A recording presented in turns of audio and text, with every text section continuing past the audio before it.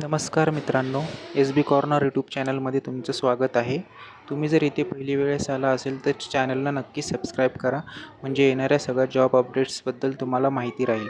तर ह्या व्हिडिओमध्ये आपण बघणार आहोत north east frontier railway personal department.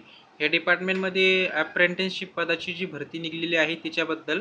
तर हिची जी जाहिरात जी प्रसिद्ध झालेली आहे ती आज म्हणजे 16 जुलै रोजी प्रसिद्ध झालेली आहे.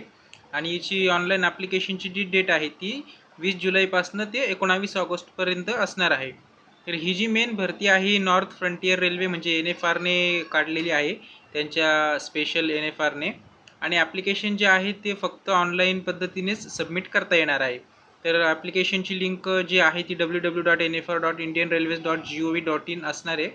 तर याची मी लिंक तुम्हाला डिस्क्रिप्शनमध्ये देऊन टाकेल, तिथून तुम्ही जाऊन अजून माहिती घेऊ शकता किंवा फॉर्मही भरू शकता.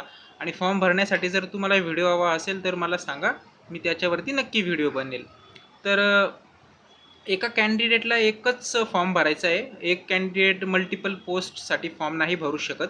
आणि ही जी भरती आहे ही मेन फक्त 10वी 12वी आणि ITI झालेल्या स्टुडंट्ससाठी आहे.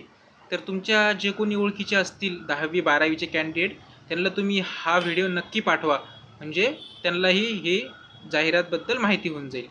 तर येऊया परत आपल्या जाहिरातीकडे. तर एक कॅन्डिडेट हा एकच फॉर्म भरू शकतो आहे. आणि जी भरती असणार आहे ती totally without any exam directly ते मेरिट लिस्टनुसार सिलेक्ट करणार आहे अप्लाय केल्यानंतर. आणि पोस्ट डॉक्युमेंट व्हेरिफिकेशन नंतर ते फायनल जी लिस्ट आहे ते ती रिलीज करतील. तर ह्या भरतीसाठी कुठलीही एक्झाम नाही आहे, ती डायरेक्टली तुमच्या मेरिटनुसार ते तुम्हाला सिलेक्ट करणार आहे. ठीक आहे. तर मोड ऑफ सिलेक्शन सेक्शन कसं असणार आहे, तर apprentice will be selected on the basis of unit wise. तर तिथे काही युनिट असतील, ते युनिट वाईज ते युनिट वाईज आणि ते जे तुमचे 10वीचे 12वीचे जे मार्क्स आहेत त्याच्या मार्क्सनुसार ते एक हे काढतील, लिस्ट काढतील आणि त्या लिस्टप्रमाणे मग ते सिलेक्ट करतील. बट येथे नाही बघा, इथं हाऊएव्हर दिलेले हा इम्पॉर्टंट लाईन आहे. जे लॅबोरेटरी टेक्निशियन असणार आहे, लॅबोरेटरी टेक्निशियन रेडिओलॉजी आणि पॅथॉलॉजीसाठी, त्याच्यासाठी त्यांना मॅट्रिक्युलेशनमध्ये 50% मॅग्रिगेट्स पाहिजे. आणि जे 12वी आहे ते PCB म्हणजे फिजिक्स केमिस्ट्री आणि बायोलॉजी हे कंपल्सरी 12वी म्हणजे पाहिजे. त्या पोस्टसाठी फक्त लॅबोरेटरी टेक्निशियन आणि लॅबोरेटरी टेक्निशियन रेडिओलॉजिस्ट आणि पॅथॉलॉजिस्ट ह्या पोस्टसाठी इलिजिबल असतील. ठीक आहे. तर मग calculation marks the candidate all subject जे त्याचे सिलेक्शन जे होईल, ते जे 10वीचे जे सगळे मार्क आहे, 10वीचे 12वीचे हे सगळे मार्क ते कन्सिडर करील. अँड त्याच्यानुसार ते भरती म्हणजे सिलेक्ट करेल. आणि इथे हे इम्पॉर्टंट दिलं, in other words the calculation will not be on the basis of marks any one or group of the selected subject.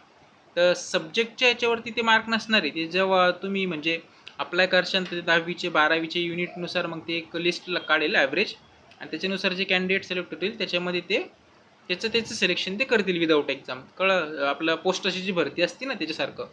तर similarly for ITI average marks mention in the consolidated statement of the marks for all semester of the trade applied marks. म्हणजे जे ITIला जे marks असणार आहे average mark ते consider करतील. ठीक आहे. आणि द फायनल मेरिट लिस्ट जी आहे ती युनिट वाईजच प्रिपेअर होईल. त्यांच्या युनिट वाईज ते एक सिलेक्शन करते आणि ते युनिट वाईज ती लिस्ट मग ते जारी करतील. ठीक आहे. आणि जे शॉर्टलिस्टेड कॅन्डिडेट आहे त्यांची रिस्पेक्टिव्ह युनिट वाईज ते डॉक्युमेंट व्हेरिफिकेशन पण मग ते करतील. 5वा पॉईंट आहे slot for apprenticeship training and addresses of the units are mention below. तर हे जे युनिट्स आहे अप्रेंटिसशिप पदाचं ते युनिटमध्ये असणार आहे वेगवेगळ्या. तर युनिट कुठे कुठे येतं, काथिनार, अलिदापूर, रंगिया, आणि हे नंबर ऑफ युनिट्स आहे.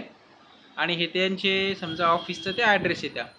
तर असे हे पूर्ण 8 युनिट्स असणार आहे. आणि ह्या 8 युनिट्समध्ये हे सगळे कर्मचारी अप्रेंटिस पदाची जी ट्रेनिंग आहे ती घेतील तिथे. The number of training slots shown in the notification are provisional and the same are liable to increase or decrease. म्हणजे कमी किंवा जास्त होऊ शकतं भविष्यामध्ये. तर मिनिमम क्वालिफिकेशन काय आहे, तर मेकॅनिकलचं जे असणार आहे डिपार्टमेंट त्याच्यामध्ये प्लंबर आहे, कार्पेंटर आहे, वेल्डर आहे, त्याच्यानंतर हे गॅस कटर आहे, Turner, fitter, machinist, electrician, pipe fitter, electronics mechanics, welder, structural welder. तर अशा ह्या सगळ्या पोस्ट आहे ह्या मेकॅनिकच्या याच्यामध्ये येणार आहे. आणि प्रत्येकाचा जो पिरियड असणार आहे तो 1 वर्षासाठी असणार आहे सगळ्या याच्यासाठी. समजा वेल्डरचा झाला, स्ट्रक्चर वेल्डरचा झाला, ऑपरेटरचा झाला, यांचं असणार आहे. आणि दुसरं जे असणार आहे इलेक्ट्रिक डिपार्टमेंट. इलेक्ट्रिक डिपार्टमेंटमध्ये ते 2 पोस्ट भरतील, इलेक्ट्रिशियनची आणि एक लाईनमनची. याच्यासाठी पण 1 वर्षाचं ते असेल. तर इलेक्ट्रिशियनमध्ये आणि लाईनमनमध्ये पण 2-2 पोस्ट असतील. इलेक्ट्रिशियन, वायरमन आणि लाईनमनमध्ये वायरमन आणि इलेक्ट्रिशियन. ठीक आहे.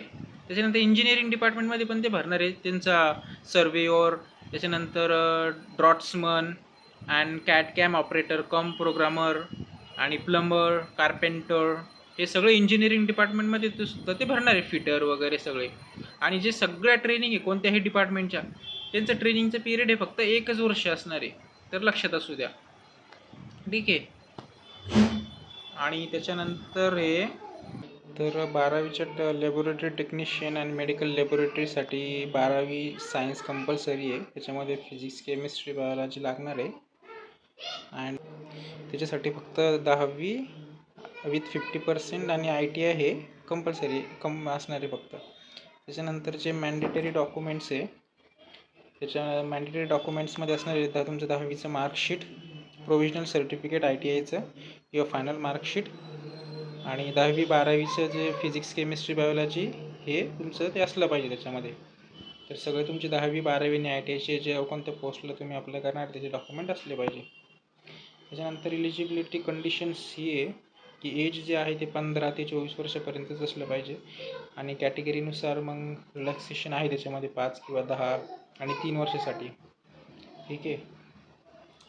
आणि रिझर्वेशन पण असणार आहे याच्यामध्ये. तर फीस जी आहे ती असणार आहे 100 रुपये फक्त. आणि ऑनलाईन फीस तुम्हाला ती पे करायची आहे. ही असणार आहे फक्त जनरल कॅटेगरीसाठी. SC ST आणि जे फिजिकल डिसॅबिलिटी, EBC आणि जे महिला असणार आहे यांना फीस नाही आहे काही. आणि त्याच्यानंतर women candidate seeking exemption as a EW EBCचा जो क्रायटेरिया आहे त्यांनी तो फिल केला पाहिजे. 50,000 रुपयाच्या कमी त्यांचं इन्कम असलं पाहिजे. आणि जर तुम्हाला काही फॉर्ममध्ये चुकी झाली तर ते मॉडिफिकेशन करायला 50 रुपीजचा जो चार्ज तो लागणार आहे. याचं अप्लाय कसं करायचं आहे तर याचं अप्लाय करायचं आहे ह्या वेबसाईटवरती. इन्स्ट्रक्शन www.nfr.indianrailways.gov.in वरती. याची लिंक मी देईन डिस्क्रिप्शनमध्ये. आणि एका कॅन्डिडेटने एकच फॉर्म भरायचा आहे. तर रजिस्ट्रेशन करायचे. तिथे रजिस्ट्रेशन केल्यानंतर एक फोटोग्राफ अपलोड करायचा आहे तुमचा पासपोर्ट फोटोग्राफ. त्या वेबसाईटच्या जे असतो क्रायटेरिया त्यांचं साईज विड्थ हाईट वगैरे त्याच्यानुसार. आणि एक सिग्नेचर, स्कॅन सिग्नेचर, आणि तुमचे जे सगळे 10वी 12वी ITIचे जे डॉक्युमेंट असतील ते सगळे करायचे अपलोड. त्याच्यानंतर ट्रेनिंग अँड स्टायपंड. ते ट्रेनिंग किती ट्रेनिंग आणि स्टायपंड असणार आहे. तर पहिल्या वर्षी जे असेल ते 9,600 पर मंथ असेल. आणि दुसऱ्या जे वर्षी असेल ते असेल 10,560, जे की 10% इन्क्रीज होईल. आणि तिसऱ्या वर्षी असेल 11,040, ते 15% समजा इन्क्रीज होईल. आणि जे पोस्टिंग होईल तेव्हा तुमचं हॉस्टेलचं अकोमोडेशन वगैरे ते ट्रेनिंगमध्ये नसेल काही, ते तुम्हालाच करायचं आहे सगळं. आता ॲग्रीमेंट आहे. तर ॲग्रीमेंट असणार आहे त्याच्यामध्ये. तर ॲग्रीमेंट असणार आहे. ॲग्रीमेंट जर फिटनेस आहे, मेडिकल फिटनेस पण तुम्हाला सबमिट करावं लागेल. आणि हेल्थ टेस्ट पण तिथं असणार आहे. आणि ह्या PDF काही अदर टर्म्स अँड कंडिशन्स दिलेले आहे, जे की तुम्ही स्वतः PDF जाऊन वाचू शकता. एवढं काही इम्पॉर्टंट नाही आहे. आणि मग परत हे ज्या कोणत्या डिव्हिजनमध्ये कोणत्या डिपार्टमेंटसाठी किती पदं आहे हे दिलं आहे. जसं की आता हे कथियार डिव्हिजनसाठी आहे. ते इलेक्ट्रिकल डिपार्टमेंटमध्ये टोटल 130 असणार आहे. त्याच्यामध्ये अनरिझर्व OBC SC STसाठी ते आहे तिथे कास्ट रिझर्वेशन वाईज. तर हे सगळं त्यांनी कोणत्या डिपार्टमेंटमध्ये कोणत्या डिव्हिजनमध्ये कोणत्या डिपार्टमेंटमध्ये किती पदं आहे, कोणत्या पदासाठी, हे सगळं डिटेलमध्ये त्यांनी दिलेलं आहे. आणि हे लास्टला मग आहे फॉर्म तुमचं सर्टिफिकेट वगैरे. तर अशी ही ॲडव्हर्टाईज आहे. आणि तुम्ही अप्लाय करा. तुम्ही नसेल करायचं तर तुमच्या जे असेल कोणी ओळखीचे 10वी ITI वाले झालेले त्यांना सांगा अप्लाय करायला. तर थँक्यू सो मच व्हिडिओ बघितल्याबद्दल. धन्यवाद. थँक्यू सो मच व्हिडिओ बघितल्याबद्दल. असेच जॉब अपडेट्स तुम्हाला मिळत राहण्यासाठी चॅनलला नक्की सबस्क्राईब करा. थँक्यू.